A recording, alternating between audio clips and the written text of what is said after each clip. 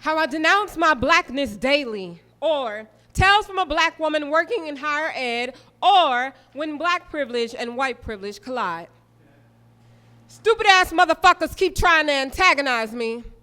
I make excuses for them, pass off their ignorance as just innocent curiosity.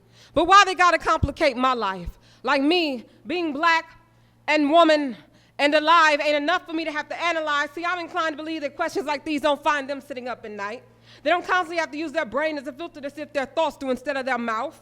Too often I get choked up on what I should be saying. Why am I in charge of your feelings? Trying so hard to step on your toes, I'm just floating by, placing awkward laughs where awkward silence used to be, but it ain't shit funny, so to the white woman who asked me what my bruises look like, presumably in comparison to the color of hers.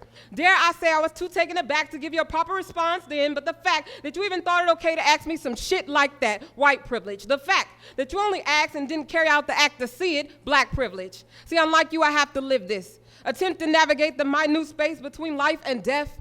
A smile and a tear, one moment, and the next my bruises look like the Atlantic Ocean parted open and swallowed 3 million bodies in its belly. My bruises look like the ring being the only ID Emmett Till's corpse could carry. My bruises look like a whip, knocking amnesia in the Kunta, forgetting his name was Toby. 1 foot, bullet to the head, broken ribs, gouged eyes, severed tongue, sound like a horror movie. But that's Mamie Till's story, Sabrina Fulton's story, Coretta Scott King's story. It's my testimony. This body be the pulpit. This life is a sermon. My bruises look like having to teach you this, like the souls of black folk, double consciousness. See, the fact that you spend your whole life making a living, white privilege. The fact that I spend my whole life thinking about dying, black privilege. But you want to know what my bruises look like.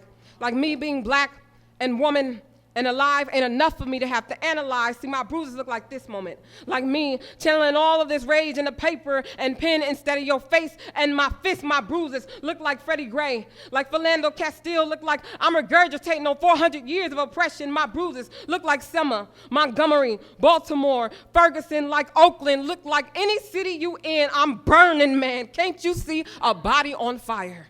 You just stand there with that silly ass grin on your face, dousing more fuel on the flame. See, this here ain't easy, man. This living is a constant challenge. This blackness is beautiful. It's a shame I can only go to the mirror to see it. The fact that a sexual assault case doesn't prevent you from the presidency, white privilege.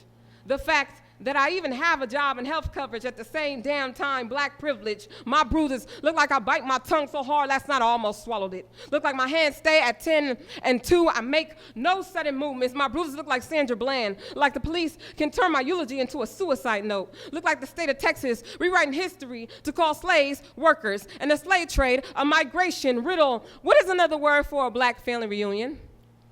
A graveyard. I am always the butt of all jokes. The fact that you got something to laugh about, white privilege. The fact that I got something to smile about, black privilege. You ask me what my bruises look like. The fact that you don't see the irony, white privilege. The fact that I'm standing here as the evidence, black privilege.